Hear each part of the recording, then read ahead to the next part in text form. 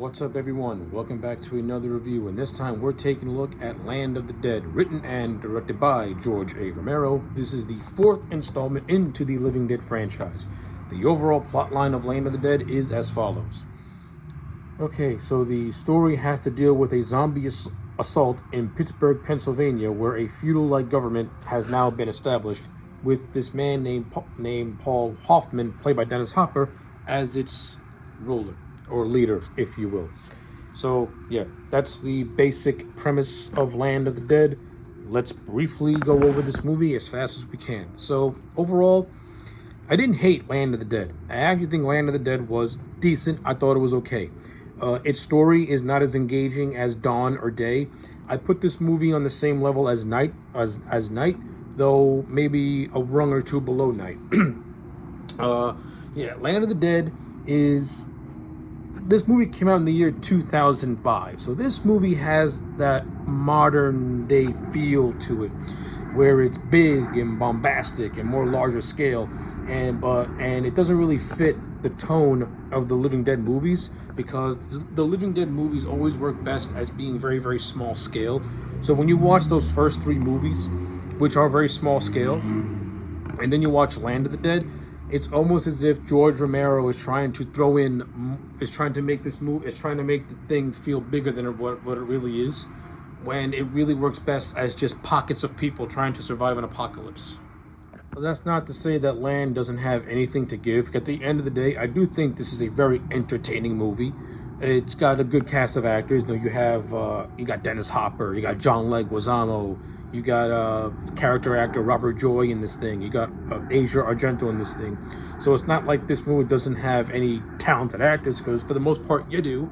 You got Dennis Hopper, who basically plays a corrupt businessman, and he's great. You got John Leguizamo, who basically is the second in command of this death machine known as Dead Reckoning, in which it's able to clear out zombies, along with his partner Riley. Those two have like a little bit of a falling out when it's revealed that Cholo is actually in business with Hoffman, but then Hoffman kind of reneges on the deal that he makes with Cholo, and Cholo ends up holding Hoffman for ransom by having Dead Reckoning.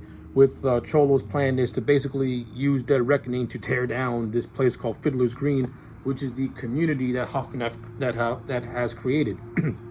Now, as always the case with a Romero movie, you're always going to get that bit of social commentary. So in this movie, it's basically the haves versus the have-nots. The character of Hoffman is a satirical version of a maniacal rich guy who has all the power and basically wants everyone to rely on him for their needs. Then you have the other residents of Fiddler's Green, who are on the ground level, who are homeless. They live in the slums. They use zombies as a way of entertainment, like for taking photos and for using them in cage matches by using either humans or animals as bait. So it's like you get that dichotomy, that parallel. The rich live in this luxurious area with 5-star restaurants and a fully functioning mall. Meanwhile, the regular people are stuck in the slums, having to do whatever they can to survive, because the ones above them don't want to give them a handout. So you got that element spread throughout the movie. And you also got the lead guy named Riley, who basically wants to take Dead Reckoning and get his ass to Canada just to get out of Philadelphia. So, you got that whole thing going on. So it's like, I think the biggest strike I got this movie is that it has too much stuff happening, and nothing feels streamlined. It's almost as if Romero is trying to pack this movie with as much story as he can. And it's to the point where it can get convoluted in a lot of areas. What makes the first three movies work is that the stories were simple. Movie 1 is just a handful of people trapped in a farmhouse trying to survive. Movie 2, a handful of people are trapped in a mall trying to make the most out of a terrible situation. Movie 3, a handful of people are in an underground bunker trying to survive a situation. When you get to movie 4, it's a living society, basically, where the inside world of Fiddler's Green is trying to more or less rev up society again. But meanwhile, outside those walls and across the river, you have deserted neighborhoods, deserted streets, the dead walking all over the place. But one of the things that I do like about this movie that Romero continued to do, which I thought was great, is the continued evolution of the zombies. So in Dawn of the in Day of the Dead, you have the character of Bub, who was a more or less a friendly zombie who was being taught who was being taught by Dr. Logan to basically, rediscover his human feelings again, slowly but surely. And basically at the end of that movie, Bub became a zombie that was able to feel human compassion. Whatever small ounce of humanity that he had left, he was able to bring it out. You get that's expanded upon more in this movie with the character of Big Daddy, who basically is the leader of this Pacific zombie horde. And the character of Big Daddy is more or less like Bub. He has a higher intelligence than most of the other dead. He's able to use weapons. He's able to basically act as a leader for his unit of the dead. So I like that evolution. It's great. It was well handled. I enjoyed it. Big Daddy's actually pretty cool. He has a couple of cool scenes, especially in the end when Zombie Cholo attacks Hoffman, and Big Daddy uses a propane tank to blow all the masses up. So, yeah, I thought Big Daddy Zombie was actually pretty cool. Other things I thought was pretty cool. I do like that we got a Tom Savini cameo in this movie. By the time this movie came out, Tom Savini had more or less retired from being a makeup effects artist. But seeing him in this movie reprising his role as Blades from Dawn of the Dead as a zombie was pretty cool. And seeing him use his machete as a zombie was also pretty fun. So, I do appreciate the fact that we got that Tom Savini came back for his fourth Living Dead movie, this time in front of the camera, as he did in Dawn of the Dead. That was pretty cool. And the makeup effects of this movie, they're also pretty cool too. I like the looks of the zombie. They got more of they look more decayed, and you can tell that it's more modern because you're able to be more gruesome with it. And the movie does have some use of practical and CGI effects, but Romero did a good job of kind of blending those two together. So so you don't really notice it in a lot of scenes, which is also pretty cool, which I also appreciate and also like as well.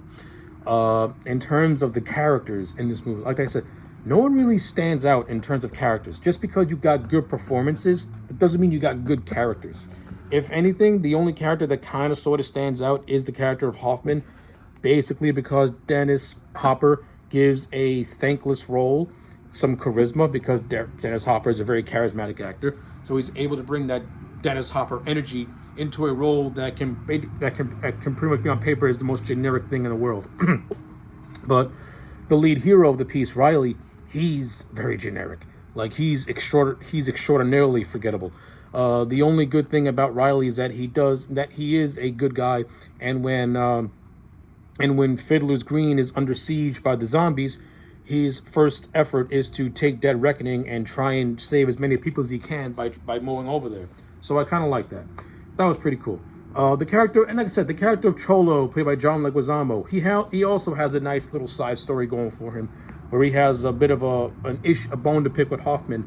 As I mentioned earlier, has a very satisfying climax, especially when Cholo becomes a zombie, and he wants to use his last few minutes to get revenge on Hoffman for swindling him. So, yeah, I thought that stuff was pretty fine as well.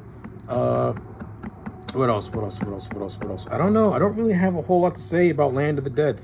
Land of the Dead to me is kind of like Night of the Living Dead, in which it's a decent, entertaining movie, but when it's compared to two movies that are kind of sandwiched in between that are much better, it kind of feels like a step down in a way. This movie feels more modern. It doesn't really feel original like Dawn or Day was. It kind of feels like any other zombie movie that came out during the 2000s. This movie just has a little bit more of a sharper wit to it and more of a style because of George Romero. That's basically it. So yeah, with all that being said, I'm going to give Land of the Dead a solid 6 out of 10. It's still a fun movie and still a worthy entry into the Living Dead series, but when compared to that first movie and Dawn and Day, you could tell it's the weakest one. You could tell it's the weakest of the bunch. And you can also tell that Romero is kind of starting to have trouble on how to keep this universe and how to keep expanding this universe. Like, you can tell with this movie that he started to run out of gas a little bit. But yeah, 6 out of 10 for Land of the Dead. Let me know your thoughts in the comment sections down below. Like the video and subscribe, and I'll check you back next time for more.